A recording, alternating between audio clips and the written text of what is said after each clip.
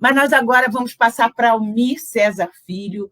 Almir é um economista do Ministério de Agricultura, Pecuária e Abastecimento, graduado na UF, mestre em Economia pela Federal de Uberlândia. Almir, além de ser um excelente técnico, ele tem uma característica de ser um militante. Quantas vezes eu vi Almir aqui em Niterói, em outros espaços da economia solidária, num gesto profícuo de educação, de formação, de diálogo com cada um dos empreendimentos sociais. Então, bom dia, Almir, muito obrigada. E, por favor, você tem seus 20 minutos, uma margenzinha que a Angélica já usou. Muito obrigada. Obrigada, Sônia. Agradecer a Angélica pelo espaço, parabenizar ela pelo evento e pela fala, e saudar também o Sandro, por estar dividindo aqui essa bancada de alta responsabilidade, né? Estou aqui ao lado de mulheres e um colega homem extraordinário, com uma extraordinária cultura em torno da economia solidária. Então, já fui apresentado, então só, além de saudar, incluir que trabalho no Ministério da Agricultura. Atualmente eu estou no Serviço de Planejamento e Acompanhamento, aqui na Superintendência Federal da Agricultura, no Estado do Rio de Janeiro, à disposição dos empreendimentos, especialmente da agricultura familiar, mas não só, para ajudar. Mas a minha fala não é uma fala para explicitar aqui as políticas públicas disponíveis para os empreendedores da economia solidária, ou mesmo da agricultura. Nem mesmo falar das oportunidades, ou falar dos desafios, que são muitos, eu acho que ao longo do evento vão se impondo, vão ser colocados ou vão se impondo. Eu queria falar sobre potencial da economia solidária aqui no estado do Rio de Janeiro, né?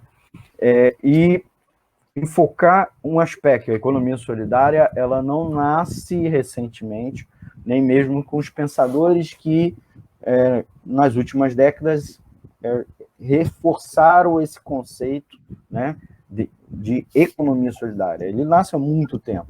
Ele é algo espontâneo da própria auto-organização dos operários e dos camponeses, né, dos artesãos urbanos, né, o que muitos chamam de economia autônoma popular, ou economia autônoma proletária, ou economia operária popular, né?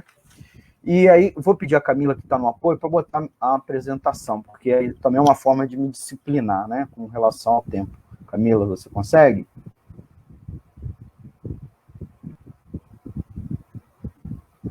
Tá. Enquanto eu vou falando... Opa, obrigado, Camila. Esse aqui, deixa eu ver se eu consigo botar a apresentação. Eu estou usando aqui um aplicativo que eu não sou muito familiarizado, né? Que é o Impress. Em todo caso, vou deixar assim, mas... Então, só para destacar aí o título, né? E vamos ao próximo. Eu dividi em 8 partes, né? A primeira parte é só chamar a atenção dessa vinculação, né? Eu comecei a dizer que a economia solidária, ela fazendo uma regressão, ela muito frequentemente é chamada como uma economia de base popular, ela associa sempre a questão da resistência das camadas populares, dos subalternos, dos pobres, ao grande capital, ao patronato, né, os patrões, e ela sempre é uma organização econômica alternativa. Quando a gente começa a usar essa definição lá nos anos 80, ela está muito associada ao quê? Uma mudança no processo produtivo do capitalismo, né, na qual começa a ganhar destaque a autogestão, a cogestão, os trabalhadores por conta própria, os empreendedores sociais, etc. E aí, com certeza, a gente tem que saudar o professor Paul Singer, acadêmico brasileiro, que foi um dos principais difusores dessa nomenclatura e estudar, né, como uma parte importante da teoria econômica, mas também de ordem prática, ir lá aos empreendimentos e ajudá-los a dialogar com eles. Mas, obviamente, como eu disse, a origem e está muito vinculada à atividade camponesa, à popular urbana, às redes alternativas que já existiam dos produtores e de consumidores, e a busca pela autossustentação, né? Uma economia não necessariamente de autoconsumo, mas buscar a autossustentação dos produtores, né? Daqueles que produzem por eles próprios, né? Na sua dimensão social e econômica. E aí, é claro, aqueles que são camponeses, aqueles que fazem as atividades do campo, né, praticam as atividades rurais, tem uma larga tradição disso, né? E aí, obviamente, há um processo de convergência de que, nos anos 90 e nos anos 2000, quando começa a surgir uma série de políticas públicas agrárias de um novo tipo, porque antes estava muito vinculado ao âmbito fundiário ou âmbito da agropecuária, né? Começa a surgir, inclusive, o que a gente chama de política pública da agricultura familiar. Nos anos 90 surge a DAP, surge o PRONAF, logo depois surge o Ministério do Desenvolvimento Agrário, surge também o Programa de Desenvolvimento Territorial Rural, surge ainda a própria Lei da Agricultura Familiar, e as conferências, elas sempre têm como diretriz um desenvolvimento rural solidário, né, reafirmando não só essa expressão de maneira vaga, procurando, inclusive, defini-la em termos de política pública, em diretriz governamental, mas também de sustentável. E aí o uso dessa expressão sustentável não remete só à sustentabilidade ambiental, mas também à sustentabilidade econômica, sustentabilidade social, né? A atividade econômica não pode ser uma atividade que gere externalidades, que gere prejuízos à economia, principalmente à economia popular, né? Aí a gente vai a uma segunda parte, que é trazer isso para a realidade do Rio de Janeiro. Eu preciso fazer um breve diagnóstico da economia fluminense e o que a atividade da economia solidária, a prática da economia solidária, uma prática transversal dos segmentos populares, se encaixa nesse processo. Aí a gente também vai fazer uma digressão, né? O estado do Rio de Janeiro, muitos pensam ele como um estado zero agricultura. Mas aqui, gente, vale lembrar que aqui era um importante cinturão agropecuário do país. Aqui foi a terra dos barões do café, com todo o glamour, mas com toda a maldade que isso nos remembra, nos lembra. Porque falar de barão do café é falar de latifúndio, é falar também da escravidão, mas também falar de riqueza e de uma cultura não apenas da superexploração, mas uma cultura ligada à agropecuária, né? E não só ao café, mas tinha uma agricultura também de autossustentação, de autoconsumo. Mas o Estado do Rio também é um estado do pioneirismo industrial, né? Aqui, dos Mauá da vida, mas não só, os Guilins, né? Os Lages, né? Mas também da CSN, Companhia Siderúrgica Nacional. Então, aqui era um estado de pioneirismo industrial. Mas hoje a gente vive em situações de crises crônicas, permanentes, endêmicas, né? Mas está, inclusive, associada a essas duas questões que eu falei, né? Tanto a riqueza agropecuária quanto a riqueza industrial do Estado do Rio explicam, em grande medida, esse fenômeno aqui local. Por que isso? O nosso pioneirismo industrial, em parte, nos ajudou à desagriculturalização.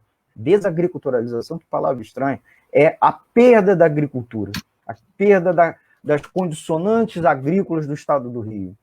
E, por outro lado, por termos nos industrializado precoce em termos brasileiros, que é até tardia, né? Toda a literatura econômica fala disso, nós, antes de outros estados, passamos por um processo de pós-industrialização. Então, aquela indústria que tinha no Rio de Janeiro, tanto migrou para outras regiões, como ela foi sucedida por uma forte pressão no setor de serviços, certo?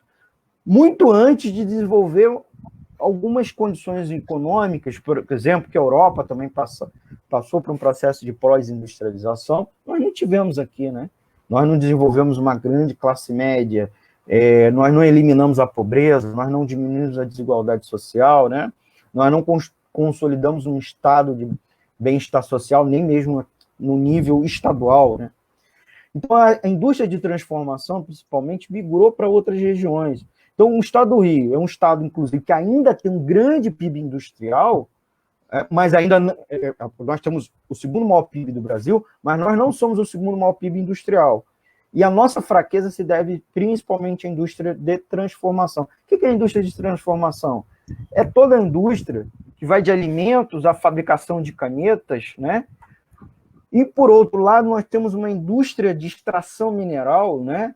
Petróleo e gás, mas não só, inclusive a mineração, muito forte, né? Uma hipertrofia desse setor. E a Sônia Latiger, mencionou isso, né? Que quase sufocava outras atividades econômicas, né? Que, por outro lado, poderia ter sido usado para fomentar outros setores, mas não. E também, paralelo a isso, nós fomos um estado, como o Brasil inteiro, que não fez reforma agrária, né? O Rio de Janeiro e o Brasil não fez reforma agrária. O Brasil, das 20 maiores economias do mundo, só ele e a Arábia Saudita não fez reforma agrária. E das 10 maiores economias, só o Brasil não fez. Índia, México, tudo bem, não concluíram. E isso explica, inclusive, em grande parte, sua pobreza. Mas iniciaram, né? Houve um processo de desmontagem da plantation, né? O latifúndio improdutivo. E aqui no estado do Rio, curiosamente, se não houve a desmontagem da plantation, ela entrou em colapso. Acabou. Puf! Né? A grande agricultura da cana, do café, né? E, paralelo também, houve um esgotamento como o do Brasil inteiro. A literatura de economia industrial vem chamando a atenção. Um esgotamento do modelo de desenvolvimento econômico dos anos 30 até os anos 80, de substituição das importações, do tripé. Indústria pesada ficava com o Estado, indústria leve ficava, principalmente de bens de consumo duráveis, com as multinacionais, e a indústria mais leve, né, de consumo não durável, ficava com a indústria brasileira. Isso não existe mais, não existe no Brasil inteiro. Houve uma desmontagem e aqui foi muito mais forte. Aí a gente entra rapidamente no modelo de agricultura que a gente tem aqui. E é um potencial para a economia solidária, por isso que eu estou mencionando. Nós temos uma agricultura que basicamente é não convencional. É uma agricultura não convencional. Isso explica porque a nossa agricultura é diferente de outros grandes estados com grandes PIBs, né? E, como eu disse, o nosso PIB, a nossa atividade agropecuária é pequena, mas é pequena em termos relativos, porque se a gente for comparar ela em termos absolutos, ela é um PIB maior que PIB agropecuário de 10 outros estados. Nossa população rural do Rio de Janeiro, que é diminuta em termos relativos ao tamanho da população do estado do Rio, né? Nós temos mais habitantes que Portugal, por exemplo, num território levemente menor que Portugal, só para dar como exemplo. Mas nós temos uma população rural, dados do IBGE, que é maior que vários estados brasileiros, para vocês verem. E aí uma das características é que nossos agricultores, principalmente os familiares, praticam-se uma agroecologia rústica. Ela não é técnica, ela não é baseada em inovação, em tecnologia, que a agroecologia tem muito, e a produção agroecológica também tem, né? Mas é uma agricultura de minifúndio, propriedades muito pequenas, e tem problema por ser muito pequena. Os dados dos censos mostram isso. Dimensões pequenas dos imóveis rurais. Por outro lado, ela acabou desenvolvendo uma agricultura urbana, porque à medida que a metrópole foi se expandindo, ela foi engolfando, né, uma presença rural metropolitana e vastas áreas do que a gente chama de urbano, né? Uma área de transição, meio lá, meio cá, né, com expansão imobiliária, disputando áreas de cinturão periurbano, né? Mas é uma agricultura de resistência, gente, que resiste bravamente e busca, inclusive, compor redes de solidariedade com a economia solidária tipicamente urbana. Mas, por outro lado, infelizmente, se desconectou com os arranjos produtivos locais. Então, a gente, às vezes, no mesmo município, tem uma grande atividade econômica X e a agricultura não tem nada a ver com ela. Está totalmente desconectada. Por sua vez, ela está desconectada, inclusive, com toda a cadeia produtiva do estado do Rio. Então, vários produtores, regiões que são cinturões agropecuários aqui no estado, são obrigados a beneficiar seu produto fora. Então, ela vende para fora, e aí a gente está comprando um produto beneficiado, ou mesmo um produto processado, que vem de fora do estado do Rio, marcas de fora do estado. E aí levou uma desintegração econômica e uma desorganização econômica muito forte entre os produtores agropecuários de pequena dimensão, familiares, etc. Mas, apesar disso, se for bem organizada, se for fortalecida, né, a gente vai gerar uma acumulação primitiva de capital muito grande. A partir, eu botei aqui mas a partir da agropecuária de base familiar e popular. O que a gente pode fazer aqui no estado do Rio não é, evidentemente, buscar uma ruralização, mas sim o quê? Fortalecer a atividade agropecuária, para podermos gerar riqueza para toda a população, inclusive para outros setores. Então, eu chamo de uma acumulação social porque ela não é comandada pelos grandes capitalistas, pelo menos, nem mesmo pelos capitalistas, e sim pelos produtores populares, né? Pelos empreendimentos de base popular. Essa agricultura familiar vai puxar a indústria. À medida que ela precisa de insumos, ela precisa de equipamentos, e ela também vai fornecer produtos, né, insumos, matérias-primas, às vezes com preço menor, inclusive em resultado do aumento da produtividade, e especialmente da PME, né, da pequena e média empresa, e o agronegócio de base familiar e cooperativo. Então, você vai fornecer para esses segmentos. E aí, não é qualquer atividade agropecuária que a gente defenderia aqui, e sim essa agroecologia que já temos aqui, né, rústica, convertendo ela para ser com mais incremento tecnológico, com mais investimento, né, aproveitando ela e fortalecendo uma indústria 4.0. A gente não quer fortalecer a indústria poluidora, a indústria antiga, mas uma nova indústria. Mas eu vou dizer a vocês, não é uma nova indústria a partir do zero, trazendo empresa de fora para cá, e sim convertendo o parque industrial que já existe no estado do Rio, né? É pegar o parque metal mecânico, por exemplo, de Niterói, São Gonçalo, do Rio, ligado à indústria offshore e naval, que está parcialmente parada nesse momento, porque não tem grandes encomendas de navios e plataformas, e poderiam estar fabricando equipamentos agrícolas, implementos agrícolas, até mesmo tratores, né? Combinando com a indústria automobilística do sul fluminense, Resende, Porto Real, com os serviços de alta tecnologia que já existem no estado do Rio, e buscando complexidade econômica, né? Melhor aproveitando o parque tecnológico, existem instituições acadêmicas do Rio de Janeiro. Nós temos alta concentração de instituições acadêmicas na região metropolitana e para além dela, que poderiam estar se conectando mais fortemente com a atividade econômica e, obviamente, aproveitar o mercado consumidor gigante do Rio de Janeiro e a economia logística. Rio tem ferrovias, tem rodovias, tem portos, aeroportos, e principalmente muito próximo da área produtora com a área consumidora. E, gente, essa agricultura sim consumirá insumos, equipamentos, ela vai demandar agrotechs, inclusive para as atividades de base familiar e agroecológica. ela precisa de agroindústria, então ela vai reforçar a indústria, inclusive a indústria de transformação, como também os agroserviços.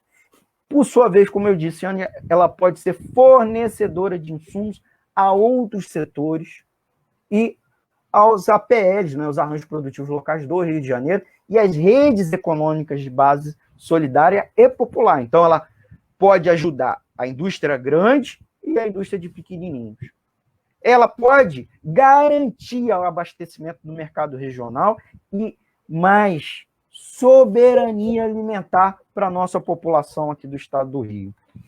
E aí, já indo quase praticamente para a nossa reta final, gente, fomentar uma estrutura produtiva aqui do estado do Rio, com empregos, né, com inclusive soberania econômica nesse caso, gerar novos APLs, desenvolver economias de rede, compensando, inclusive, as economias e deseconomias de escala, já que o estado do Rio não é um estado muito extenso, nós podemos integrar, né, os estabelecimentos econômicos, criando redes e o que a gente chama de economias de rede, né, com redução de custos, com aumento de produtividade, desenvolver a governança, né, aqui no estado, inclusive governança que ajude, e também políticas públicas que ajude não só a própria agricultura, mas que ajude os empreendimentos de economia popular não agropecuários, o pessoal do artesanato urbano, pessoal da alimentação que não necessariamente está conectado com a agricultura e outras formas. Nós precisamos de conselhos, nós precisamos de secretarias com temas ligados ao nosso, coordenações, com departamento, com servidores públicos, com cultura institucional, né? com burocracia no bom sentido da palavra, né? Com técnicos, com expertise e, principalmente, massa crítica. A gente precisa de movimento social organizado e empreendimento organizado, que defenda a economia solidária, tá? Que faça não só a denúncia, mas faça a exigência. Nós não queremos e nem precisamos de um movimento propositivo, mas que ele combine, certo? A combatividade com exigências ao poder público, exigências ao patronato. E, claro, que brigue por mudanças sociais. E, por último, resultados quantitativos. Nós fizemos uma medição lá na nossa superintendência, com dados, inclusive, quanto número de empregos se cada estabelecimento agropecuário familiar, aqui no estado do Rio de Janeiro, recebesse R$10 mil de conjunto de política pública, seja de crédito, seja de assistência técnica, seja de compras públicas. E o resultado, gente, é incrível, incrível. É fazer crescer 5 vezes o PIB agropecuário, é dobrar o PIB, PIB geral do estado do Rio de Janeiro, isso em 10 anos, dobrar o PIB, tá? Dobrar o PIB. Fortalecer a indústria, aumentar o PIB industrial do Rio de Janeiro. Apenas se cada família da agricultura familiar, né, recebessem R$10 mil de política pública em 10 anos, não é a cada ano nos 10 anos. E aí os resultados, gente, é estabelecer uma agricultura do porte do Rio Grande do Sul, aqui no estado do Rio de Janeiro, que é um estado, como vocês sabem, com uma agropecuária muito forte. Evidentemente, não é a mais forte do país, mas a Angélica, que não me faça mentir, é muito ligada à agricultura familiar e principalmente à agroindústria, né? E em 20 anos, se mantivéssemos isso, a dimensão dos Países Baixos. Então, transformaríamos o Rio de Janeiro num porte dos Países Baixos, se nós tivéssemos políticas públicas, obviamente, com recursos e a eficiência necessária. Bom, gente,